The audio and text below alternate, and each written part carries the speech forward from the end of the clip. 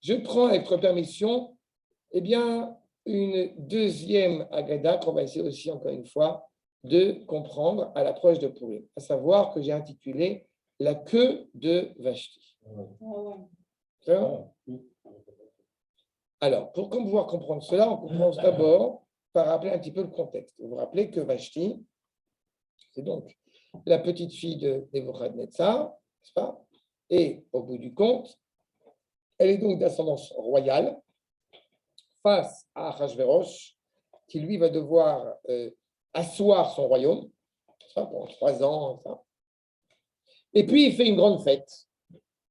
Et dans cette grande fête, arrive le Shabbat, arrive le 7e jour de cette fête, quand il fait une fête un peu plus intime à Shushan.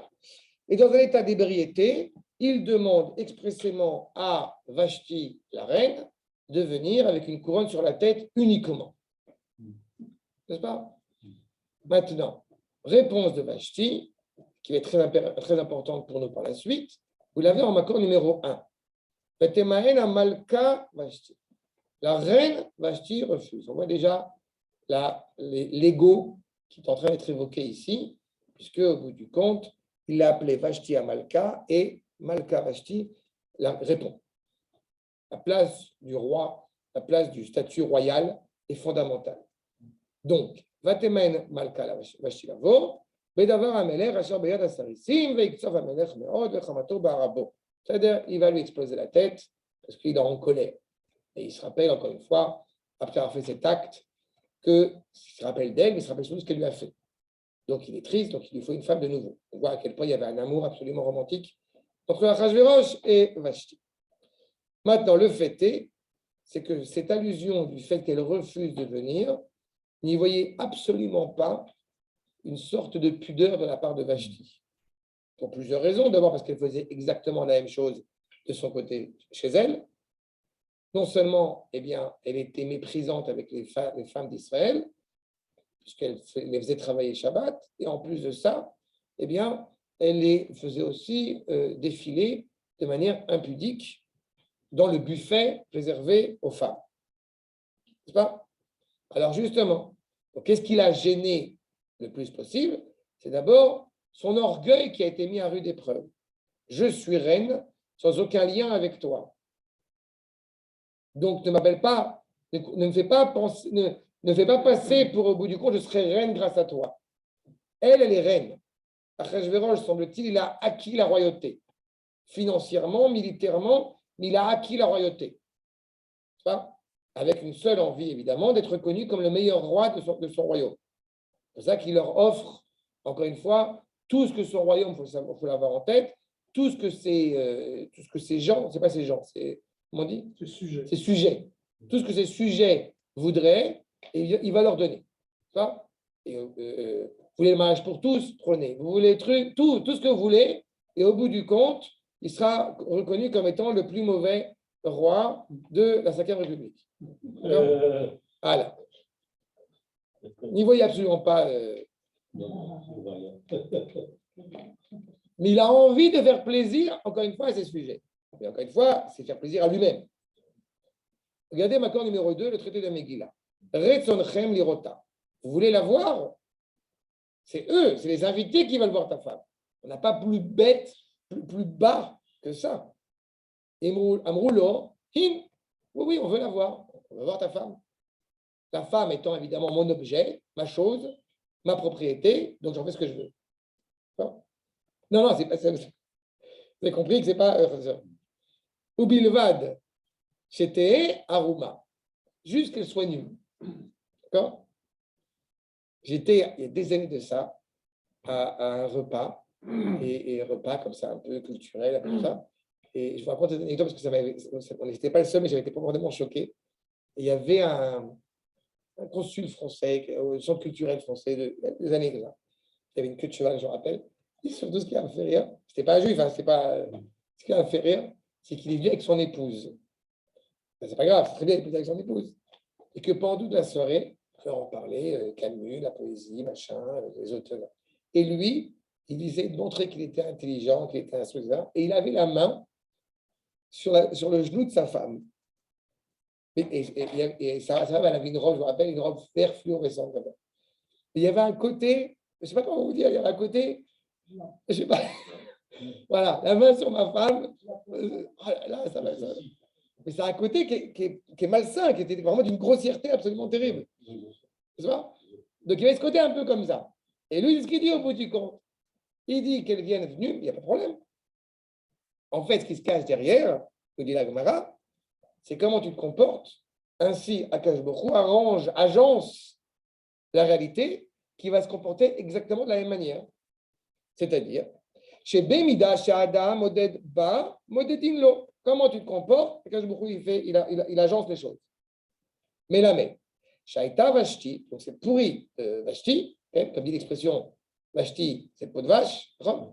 Mais via Bnot Israël, elle amène au bout du compte les filles d'Israël, ou Mafshita, les déshabille, Hashem Ishmor, Arumot, Veosa Ben Melacha Shabbat. Et en plus, encore une fois, elle les encourage à agir, à travailler le Shabbat. Aïnou dirti, Vachara Devarim Aele, que Shach Hamatameler, quand à bout du compte la colère d'Achashverosh est partie, Zachar et Vashti, s'est souvenu de Vashti, Asher Asta, ce qu'elle a fait, Ve'et Asher Nigzar Alea, ce qui a été décrété sur elle, Keshem She Asta, Kach Nigzar Alea. Comment est-ce qu'elle s'est comportée? Ainsi a été décrété sur elle. Je tiens juste à vous rappeler aussi, si vous demandez, mais après avoir pris les filles d'Israël et les avoir fait traîner nues, pourquoi tu as besoin de rappeler aussi qu'elle les encourageait à enfreindre le Shabbat? Non, parce qu'enfreindre le Shabbat est une faute évidemment très grave, mais surtout, elle a envie de les blesser dans toute leur identité, dans toute leur dimension, à la fois physiquement et à la fois spirituellement. Et donc, comme nous dit Rashi, accord numéro 3, les filles chez Parchaba, là on commence à rentrer un petit peu dans le vif du sujet. Pourquoi elle a refusé de venir? Tu n'aurais eu aucun problème à venir nue, puisque toi-même, encore une fois, tu n'as aucun problème avec la nudité. Alors, comment ça nous dit le Midrash? Rashi nous livre un premier enseignement. Raboté nous disent que Parchabat Sararat, Kedei, chez Temaen Vetare. En fait, il fallait absolument qu'elle refuse de venir. Pourquoi? Pour que Esther puisse arriver par la suite. Et pourquoi est-ce qu'au bout du compte, elle n'est pas venue, nous dit le Midrash? Parce que c'est développé ce jour-là en même temps, eh bien, une lèpre sur elle. Elle a eu la lèpre. Donc déjà, attends, on arrive à ça. Tout on va expliquer. Je vous montre bien qu'encore une fois, que des histoires comme ça, que d'un point de vue culturel, je peux vous promettre que quand les enfants étaient petits, on va dans le magasin de déguisement et j'avais aussi un proche de la famille qui ne comprenait pas pourquoi est-ce qu'il y avait une robe avec une queue comme ça. Les enfants, ils ont vu cette robe avec la queue, ils ont dit « Ah, c'est Vashti !» Ça veut dire quelque chose de culturel qui est vraiment. La grandeur du Midrash, c'est qu'on peut la lire quand on est enfant et comprendre ça de manière un petit peu, sans être méprisant, mais infantile. Mais en vrai, quand on commence à être un peu plus adulte, j'ai envie de dire, comme on a dit avec le Rambam tout à l'heure, il y a une profondeur dans ce Midrash. Pourquoi tu me parles de lèpre? Et ça ne s'arrête pas là. Je vous dis ce que dit le traité de Megillah, accord numéro 4. Donc, Shnehen, Shenihen, les Davar, Avera, Nitkavnu. Encore une fois, les deux ont voulu, encore une fois, que ce soit Achashverosh ou Vashti, de toute façon, ils étaient dépravés pour les faire des fautes. En plus de la tsarat, mais la mettre chez Pacha Batsarat, ce qu'on avait cité avec Rashi, qu'on voit dans la Gemara, Bematni Tatana, on a aussi vu dans ce que dit la Gemara, Ba Gavriel, Salazanav. Est venu l'ange Gabriel, et au bout du compte, eh bien, il lui a fait pousser une queue. Jusque-là, tout va bien. Donc, elle a une queue, elle a la lèpre. C'est un peu compliqué d'être Miss Univers avec ça. D'accord? Bon, ça pourrait s'arrêter là, mais ça ne s'arrête pas là. Le Maharal de Prague, accord numéro 5, poursuit. Peut-être je vais insister sur ce point avant de rentrer dans le Maharal. La notion de queue et la notion de lèpre, vous comprenez qu'elle n'arrive pas au hasard. Et la corne, pareil. Quand il y a une corde qui lui pousse. Pourquoi Gabriel? Il y a beaucoup de questions qu'on a envie de comprendre. On a montré que le comportement de Vashti est un comportement totalement animalier, totalement bestial, inapproprié, dépravé au possible. La vraie question qui va se poser est la suivante. Est-ce qu'elle était tellement empêtrée dans sa débauche qu'elle ne peut plus penser correctement, ou le fait de ne pas penser correctement l'amène automatiquement à se fourvoyer dans sa débauche. Enfin, il y a une problématique qui est soulevée derrière ça. Et puis, Tsarat, n'oubliez pas que, bien que ce soit les signes de la lèpre, ce n'est pas une lèpre. Puisqu'on parle de Tsarat, on parle de lèpre de la maison, de lèpre du vêtement. Il ne s'agit pas de la lèpre. Il s'agit au bout du compte d'un élément maladif, fondamental, au moment où on dit de la mauvaise langue. D'autant plus quand on ose dire de la mauvaise langue, du Lachon Hara, sur le peuple juif. D'accord? Là, vous avez déjà les paramètres qui sont très mis en place. Puis il y a une dimension supplémentaire qui m'intéresse, c'est qui Gabriel? Quand est-ce qu'on rencontre Gabriel? On rencontre Gabriel, dans notre histoire, à deux épisodes marquants qui ont été des épisodes de mutation de l'histoire. Le premier, avec Abraham, quand, eh bien, il y a les 3 anges tutélaires qui viennent annoncer à Abraham différentes nouvelles. La naissance de Yitzhak, enfin, la grossesse de Yitzhak, ça c'est Michaël, la guérison, ça c'est Raphaël, et la destruction de Sodome, ça c'est Gabriel. Donc on est encore une fois dans une dimension assez dure, c'est le feu qui est mis en place. Deuxième rencontre, Yosef Hatzadik, qui voit un homme qui va l'aider pour retrouver ses frères. Il était parti à Hebron, et maintenant ils sont à Dothan. C'est qui cet homme? Nous dit le Midrash, c'est Gabriel. Comme si au bout du compte, Gabriel avait provoqué, en apparence en tout cas, la rixe absolument dramatique entre Yosef et ses frères. Et là, on voit que c'est Gabriel qui lui a fait pousser ça. D'accord? On va voir. Nous dit le Maharal de Prague. Quand Akadosh Baruch Hu, je vous lis ce qui est en gras, nous dit Rabbi Yochanan, chez Akadosh Baruch Hu dan et Tareshaïm, quand Akadosh Baruch Hu juge les mécréants en vue évidemment de les amener à la Guéhenne, en vue de les amener au bout du compte à, je veux dire, un lieu sans retour, Ein danotam rakarumim. Il ne les juge pas, si ce n'est encore une fois dénué, comprenez, dénudé au sens de dénué de toute intention. On essaie de voir au bout du compte ce qui est intrinsèque à toi. On sait par exemple qu'on n'est pas parfait parce qu'on a une éducation, parce qu'on a des valeurs, parce qu'on a une influence extérieure qui parfois nous a provoqué à aller dans des terrains glissants. On enlève tout ça. Qu'est-ce qui est au plus profond de toi? On a dit que la volonté féroce de Vashti, d'abord, c'est d'être méchante. Pourquoi d'être méchante? Parce qu'elle est la digne petite fille de son grand-père, de Nebuchadnezzar. Keloma. Efsed Gamour, Afleola. Abba, donc une perte totale, même au monde futur, qui, Arumim, ou Bitul Kavodat Sele. T'es dénué de tout le respect de la dignité humaine que tu aurais pu avoir. Asheromuchan Olamaba, qui aurait été au moins évoqué dans le monde futur. Acha, les Maala et Vashti, Shaïta Mefachet el Benot, puisqu'on a vu que Vashti avait déjà une intention maladroite de déshabiller les filles d'Israël, c'est-à-dire que son intention est la suivante, chez Elem l'olamazé velolamaba. L'intention de Vashti est de faire en sorte que les filles d'Israël n'aient ni une part, ni dans ce monde-ci, ni dans le monde futur. Il faut aussi que vous ayez en tête qu'on est à la fin des 70 ans, c'est pas, vous l'avez en tête, je suppose, la fin des 70 ans qui diffère, qui sépare la destruction du premier Beth Amikdash par son grand-père et l'avènement de la reconstruction du deuxième par Mordechai, Ezra, Nehemia, etc. Et elle a espoir que le coup a été fatal et que Israël ne va pas revenir sur sa terre. N'oubliez pas sur ce point, dans la même optique, que Achashverosh, eh bien, alors que Shushan n'était pas la ville capitale, il a fait Shushan sa ville capitale parce qu'elle était suffisamment grande pour accueillir le siège royal de Shlomo. On a vraiment affaire à deux êtres absolument exécrables qui n'ont qu'un seul souhait, faire ce qu'on appelle viduyariga, de lever le verre pour la fin définitive d'Israël. Ça, c'est Vashti.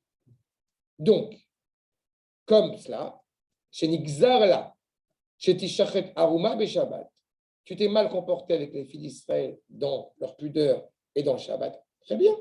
Tu vas mourir nu, Shabbat. C'est ce qu'on appelle en yiddish, Shabbat.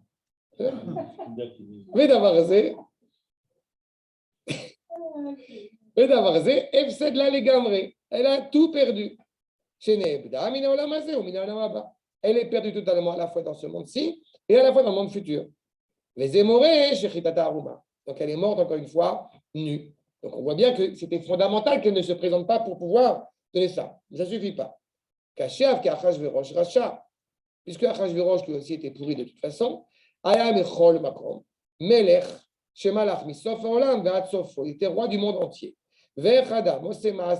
Comment est-ce qu'un homme, malgré tout, marié, roi, comment est-ce que tu fais un acte aussi terrible, aussi scandaleux que Mosé la vie, Shto Aruma, elle est ta femme nue. Et qu'ils aient massé Adam Beolam, même l'homme qui est le plus ouvert, le plus que vous voulez, il y a un côté vraiment méprisant, mais presque déprimant, de voir un comportement, pas que chez l'âme Israël, de manière générale. Et ça veut dire que même dans sa manière de se comporter, c'est clair, c'était aiguillé, j'ai envie de dire, là aussi aiguillé d'en haut. D'autant plus quand il fait un repas, l'irvodo en son honneur, veletiforto, yase beseudato. Quand il fait ça au bout du compte, ayale arod kevodo, yasema asemegune kemose. Son objectif est de montrer combien il est grand. Tu en sors perdant de cela, d'avoir manqué autant de mépris sur ta femme. Et la Gemara nous dit, ce qu'on a dit, tous les éléments physiques, physiologiques qui lui sont sortis. Alors le Maharal nous dit, la maloba, pourquoi elle n'est pas venue? Arrête ton problème, c'est quand tu as manqué de respect. Donc, tu aurais pu dire, je te prierai de m'appeler la reine Vashti ou je ne sais pas quoi, et je viens malgré tout. Donc, si elle n'est pas venue, c'est qu'elle avait vraiment un problème pour venir. Donc, c'est trois éléments qu'on a évoqués. Mais qu'est-ce qu'on veut indiquer par là? Je poursuis le Maharal. Comme on a dit, il lui était très important son honneur, son orgueil. L'almalata. Et Chol Makom. En tous les cas. Puisqu'elle aussi, elle était totalement attachée à la dépravation, les pritsout, les znout, etc. La maloba,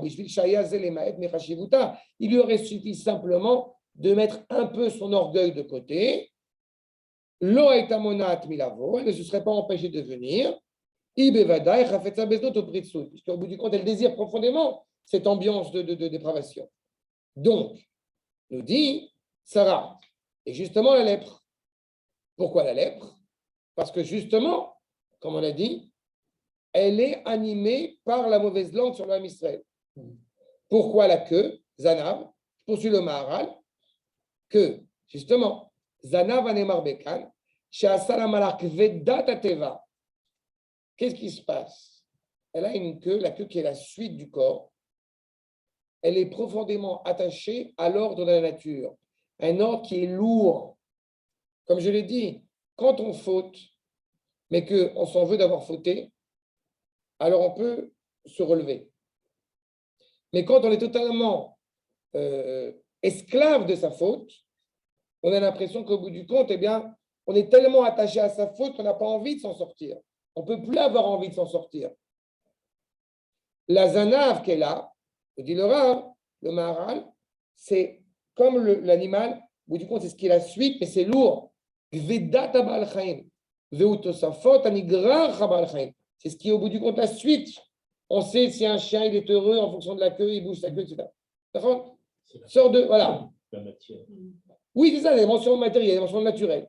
Et les filles rares, l'aura tout à la vaut. Du coup, évidemment, elle ne veut pas venir. Pourquoi? Parce qu'elle est poussée par son orgueil. L'orgueil, la dépravation, elle enlève l'homme du monde. Tu t'es retiré de ce monde parce que tu es tellement attaché à ça que tu ne peux pas te relever, tu ne peux pas sortir de ce carcan dans lequel tu t'es enfermé. Donc, la queue. Je poursuis les propos du Rav. À ce même moment, elle était lourde par rapport à ça. On est tous parfois confrontés à ça. Ou mevatel davar, et on va s'empêcher d'agir, s'empêcher de construire quelque chose, s'empêcher d'être en mouvement à cause de cette lourdeur. L'aïnor, c'est la koum, l'imkomo. J'ai hélas tendance à dire parfois la jeune génération, c'est une génération parfois fatiguée. Non, on est fatigué. Pourquoi? Tu n'as rien fait. Non, je suis fatigué. C'est ça, la lourdeur de Veda, qui misha marche pas chabat sarat, et qu'il coule betselem adam. Donc, là que on est enfermé dans ce monde de la nature. Sarat, la lèpre, tu as, comment dirais-je, souillé ta dignité humaine. Pourquoi? Parce que la dignité humaine, elle commence d'abord et avant tout par la parole, par la valeur de cette parole. Si tu n'es plus capable de parler correctement et dignement, tu perds ce tselem Elohim, tu perds ce tselem Enoshi. Tu n'as plus cette dignité humaine. Chez Zachat Sarat Bifne Adam, sur son visage. Yesh lo tselem Adam, Befanav, ou Maoudirti chez Asalazanav, ou Gvedat Ateva. Donc, au bout du compte, elle a souillé son corps par cette dépravation, elle a matériel, qu'il coule bagouf achomri, vezenikra chez Asalazanav. C'est ça qu'elle a fait une queue. Et la marloquette, justement, des deux chachim, est-ce qu'elle avait la lèpre, est-ce qu'elle avait la corne? C'est la queue et la corne, c'est pas la lèpre et la corne sont dans la même idée. Ou alors elle avait la queue. Pourquoi il marloquette? Comme je dis tout à l'heure, qui a provoqué quoi? C'est ça au bout du compte. Donc la marloquette, elle est fondamentale. Et ce n'est pas qui a raison. Non, parce que les deux idées sont complémentaires. C'est ce que nous dit le Maharal. Ael et Eizeu Rishon, qui au bout du compte est le premier. Veoter Karov le Kabel Kilkul, qui est le plus proche au bout du compte d'amener à la désolation la plus totale.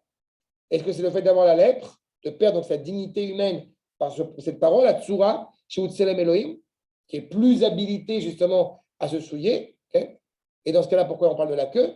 Parce que à Gouf Mouchan, ou parce que le corps, justement, il a une tendance à se laisser aller à la dépravation, n'est-ce pas? Et automatiquement, par là même, tu finis par t'enfermer là-dedans et donc tu perdras aussi le rapport à la parole, cette dignité de la parole. Donc, Svara Sechlit, Svara Goufanit, le corps ou l'esprit. Souvent, il m'est arrivé d'expliquer dans différents cours que quand, au bout du compte, eh bien, on a des problèmes de pureté au niveau de la pensée, d'abord, on s'efforce de parler avec élégance, avec politesse, avec une langue propre, comme on dit en hébreu. Parce que quand on parle avec une langue propre, alors ça peut corriger la pensée. Ça? Mais quand au bout du compte, on parle aussi salement, si je puis dire, automatiquement, ça entretient une problématique dans la pensée. Bon, ben, c'est un peu, ça va les deux en même temps. Ou l'un avec l'autre, ou de ce côté, ou à l'extérieur ou extérieur. C'est exactement ça. Donc, le Zanav, qui lui, je reprends, Kol Davar Zanav ou Besov Abalchaim, c'est ce qui est à la fin. Tapanim ou Atrala, alors que le visage, c'est ce qu'on voit tout de suite en premier. De terme et Kabel Kilkul. Donc, on voit encore une fois les deux, et la délicatesse, et la finesse de ce qui est là ou l'autre. Ça, c'est ce que nous dit le Maharal de Prague. Vous voyez déjà que la question de la queue et de la lèpre, ce n'est pas une mince affaire en soi. Elle inspire et elle implique, et on profondeur derrière. Mais allons plus loin encore. Pourquoi, on nous dit le Ben Ishraï, accord numéro 6 pour ceux qui ont la feuille, pourquoi justement une queue? Qu'est-ce qu'on vient indiquer dans cette notion de queue? On remarquerait que Zanav, c'est donc Zain, Nun, Bet. C'est là. Dans Zain, Nun, Bet, vous avez au bout du compte, par le lettre Zain, nous explique le Ben Ishraï, on a l'évocation, il faut se rappeler de la famille de Vashti. Dans la famille de Vashti, vous avez Nebuchadnezzar, vous avez Balchatzar, et vous avez Avil Meroudach. D'accord? Père, grand-père, le grand-père, le père, etc. Avil Meroudach. D'accord? Avil. Maintenant, Vashti, la première lettre de Vashti, c'est Vav. Donc, Vav, 6. Avil, Aleph, 6 plus 1, ça fait 7. Nebuchadnezzar, Nun. Et Balchatzar, Bet. Jusque-là, ça va ce que j'ai dit? Yofi. Maintenant, voyons ça ensemble. Accord numéro 6. Ba Gavriel va Salah Zanav. Il a fait une queue. Comme nous dit le Ben Ishraï, pourquoi est-ce qu'il a fait une queue? on l'a vu avec le Maharal, on retrouve ça avec le Ben Israël, elle était orgueilleuse de son honneur, elle était s'enorgueillait au bout du compte d'être la reine. Chez Atam Al-Keta, ou Birvod Bet Avia, par respect pour son père, Shem Shlosha Dorot Melachim, 3 générations de rois. Nebuchadnezzar, Aviv Merodach et Belshazzar. Et désormais, Ve'ata, Zeakavot Shela, Veshel Beit Avia.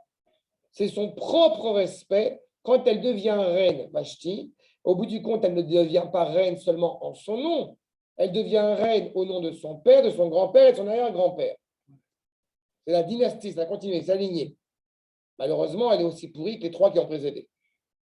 D'accord ? Il faut se rappeler que Balthazar, il avait organisé lui aussi un repas dans l'espoir que les 70 ans sont passés et que c'est fini, le peuple juif est mort. Sauf manque de peau, il est mort à ce moment-là, justement, parce qu'il n'a pas pu honorer ce repas. Là, encore une fois, je t'embarque chez moi. Maintenant, Avia, son père, justement, est devenu l'objet de la honte, puisque, encore une fois, toute la dynastie de la Babylonie, elle est morte, elle est tombée, il ne reste plus personne. Les Kherpa, les Kalon, Zanav, c'est exactement ce qui est indiqué par ces lettres Zanav. D'abord, elle, donc Vashti, Rosh, Shema, Vav, Vashti, Veim Rosh, Shem, Zikna, avec le nom de son père, Avil, Aleph. Si c'est 1, ça fait 7. C'est le premier, le Zaïn de Zanav. Shiu Aleph, Arinesa, Od Zaïn de Zanav. Verosh, Shem, Zaken, Avia, Shiu Nun, deuxième lettre, Nun. C'est son grand-père, Nebuchadnezzar, son aïeul, Nebuchadnezzar. Verosh, Shem, Avia, Bet, qui est le dernier, Rosh Avia, Otiot Zanav, c'est Balthazar. Donc, quand elle porte au bout du compte cette queue, elle indique qu'elle, malheureusement, elle n'a pas réparé ni corrigé les erreurs de ses aïeux. Elle les a au bout du compte continuées. Autant nous, on a Asrut Avot, elle aussi, elle a Kilkul Avot. Shafar Kevoda, donc elle a au bout du compte annulé, abrogé tout le respect qu'elle aurait pu créer, qu'elle aurait pu se transformer par cette chouva. Non. Betavia, les Kalon, Bozanav. Donc, au bout du compte, elle est totalement perdue. Et c'est pour ça, nous dit le Rav, que justement, Nessa la Zanav, donc elle a eu une queue, qui est donc le membre spécial des animaux, Keneged Masha Mevia Benot Israël, par rapport à ce qu'elle a fait elle-même au fils d'Israël, donc en se comportant tel, encore une fois, un animal. Ve'od Nireli, et nous ajoute le Ben Israël, chez Nessa allié de Gabriel. Pourquoi c'était fait justement par Gabriel, chez Oussar Aesh. Comme on a dit, Gabriel, avec la chute de Sodome, avec la rixe, tel le feu, donc justement, entre Yosef et ses frères, c'est celui qui amène, entre guillemets, le feu. De la même manière que c'est Nes Betoch Nes. D'un côté, il va faire en sorte que Vashti, elle ne puisse pas se présenter auprès de Achashverosh. De l'autre côté, il va aussi provoquer Achashverosh, on a dit sa colère le consume. Donc il est responsable de 2 éléments qui sont ici. À la fois le fait que Vashti ne puisse pas venir et la réaction d'Achashverosh. Il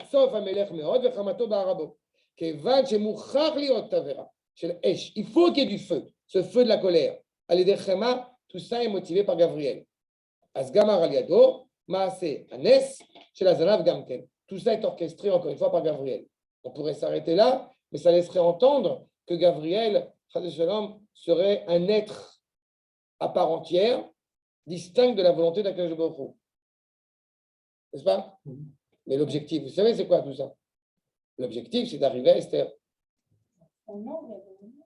Gabriel aussi, mais Vadaï. Tous, chacun il a une mission bien précise, mais tu vas bien comprendre qu'en aucune manière, Gabriel, pour aller à l'encontre de la volonté d'Akadosh Baruch Hu. Pourquoi est-ce qu'il faut absolument que Yosef descende en Égypte et pour vite revenir en Israël? C'est toute le processus historique. Regardez ce que nous dit, pour terminer, le Rav Kook. D'accord, numéro 7. Ce que nous enseignent les Rachamim. Donc, en parlant de Gabriel, justement. Vous avez sur le Zanav, d'accord, numéro 7. Bécha, Shichnis Hanania Michel Vazaria les Torkishana Esh. Un autre élément, semble-t-il, qui a vu l'apparition de Gabriel, c'est au moment où les trois, Michaël, Gabriel et Azaria, ils sont entrés dans la fournaise, n'est-ce pas? Vous savez, là encore une fois, ils vont être sauvés. Ils vont entrer dans la fournaise, pourquoi ils vont être sauvés? C'est-à-dire, qui a provoqué ça? C'est Gabriel.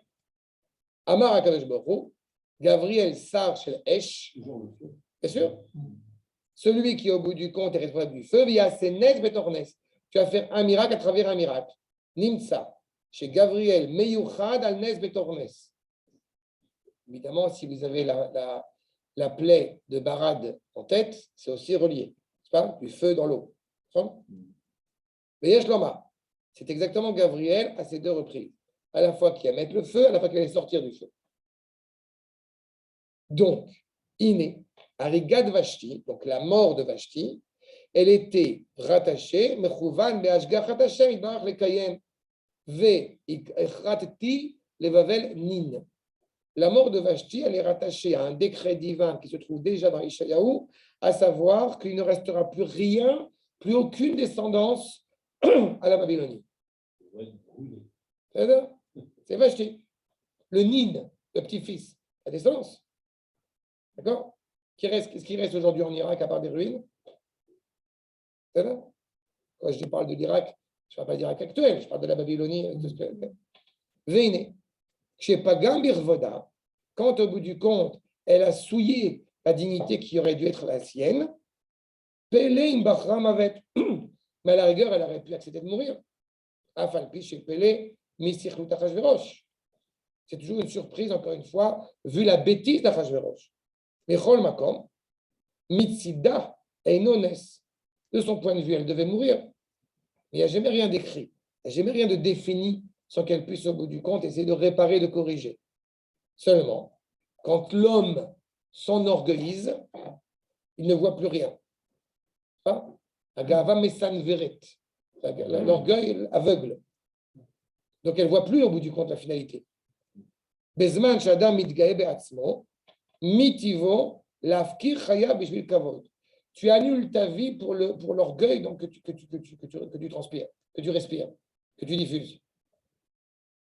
Aval, Sheishafel Be'atzmo. Mais quand au bout du compte, tu te mets en retrait, tu reconnais ta petitesse sur les trois testes, Eino Betevaklal, Sheyafkir Chaya Bishvil Kavod. Ce ne serait plus naturel au bout du compte que tu annules ta vie parce que tu honores le respect, ta dignité telle qu'elle devrait être. Donc, Gabriel, quand il a fait ça, quand il a vu ça, au bout du compte, il lui a fait sortir une queue rouge. Liba. Regardez ce que nous dit Rav Kook, ce qui est exceptionnel, parce qu'il arrive à trouver au bout du compte une sorte de volonté, malgré tout, de Vashti de rendre justice à son iniquité en agissant comme elle a agi. C'est-à-dire que s'il lui pousse la queue, il lui met au bout du compte, en face d'elle, devant le miroir, si je puis dire, regarde ce que tu es en train de faire. Oui, ça me fait rire, mais c'est un peu ça. Ça veut dire qu'au bout du compte, Vashti, en voyant cette queue, elle aurait dû dire oui, effectivement, je me suis mal comporté. Je vais corriger. Justement, la bonté, la bienveillance d'Akadosh Baruch Hu, c'est que même dans cette torpeur, il te met entre les mains la possibilité de corriger. Tu vois? Pour qu'elle reconnaisse cela. Qu'elle reconnaisse au bout du compte ses faiblesses et ses manques. Que tu ne peux rien contre le roi. Ha-Melech, évidemment, Akadosh Baruch Hu. Imken, Ra'ouil alaf kirk voda. Donc elle aurait dû au bout du compte se résigner, se déshonorer, kedeliskot bachaim, pour pouvoir réellement revenir à la vie, pour rester vivante. Ou michol makom. Mishum achi aitazot nes betor nes. Et comme c'était un miracle dans le miracle, donc te'abed vetitkayem anevoa veyei yeshuat Israël. Donc de toute façon, malgré, au moins ça aurait pu la sauver dans le monde futur. Là, on voit que même dans le monde futur, elle est foutue. Mais si justement, elle avait fait un pas en arrière, alors elle aurait pu être épargnée dans le monde futur, par ce mérite au moins là, mais cet orgueil ne l'a pas permis.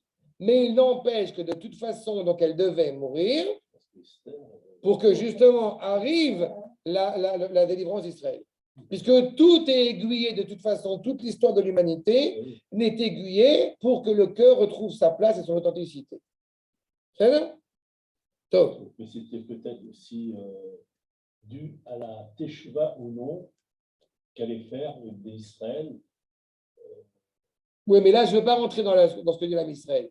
Parce que de toute façon, le Am Israël, comme tu le sais, quand on parle justement de Yeshno, comme j'évoquais tout à l'heure, Amechad, un des commentateurs, c'est de dire justement que le peuple est endormi.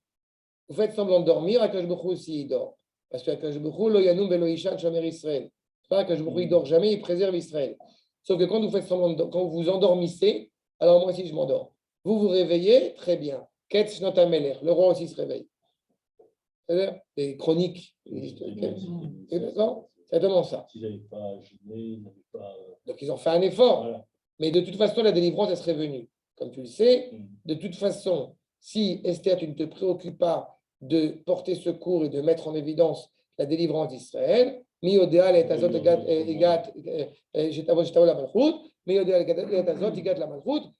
tu t'occupes de cela Israël, à Yeshua, tu as comme Acher.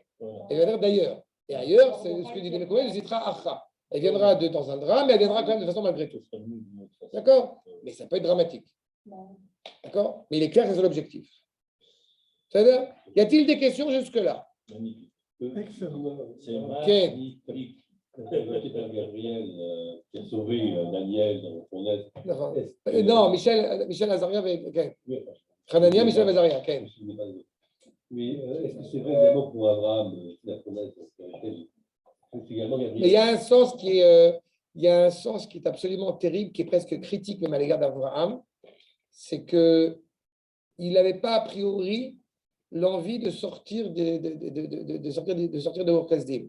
Il voulait sanctifier le nom d'Akadosh Baruch Hu en Babylonie. Donc il y a une implication comme ça aussi là-bas. D'accord? Il y avait un lien. C'est un petit peu la même personnalité que tu pourrais trouver avec Yosef Hatzadik. Encore une fois, c'est une volonté noble qui est la leur. Mais il n'empêche qu'il est clair que la réelle réparation de l'humanité ne peut se faire que par la construction d'une nation en terre d'Israël. D'accord? Il est dit que les grandes nations meurent par l'empire. Tous les empires, quand même. C'est aussi lié. Tous ces empires, on a souvent évoqué ça avec l'enseignement du Maharal. Tous les empires, la Babylonie, la Perse, la Grèce et Édom, au bout du compte, n'ont qu'une seule finalité, c'est de s'éteindre. Pourquoi? Parce qu'elles ont choisi, au bout du compte, une valeur exclusive, parce qu'elles sont incapables, au bout du compte, de comprendre que seule l'unité des valeurs amène le salut de l'humanité. Donc, chacune va choisir une valeur et on peut ça tourner vers un égoïsme personnel, vers un orgueil personnel et en aucune manière vers la volonté d'Akadosh Baruch Hu. Alors que la cinquième royauté, la royauté de David, elle est justement tournée vers la morale, vers le bien, vers l'autre. C'est la nature profonde d'Israël. D'accord? Tov, Atkan pour aujourd'hui. C'est gentil. Je voulais, mais il est déjà 8h10. À la prochaine fois, la prochaine. Shalom Kol Touv. C'était beau.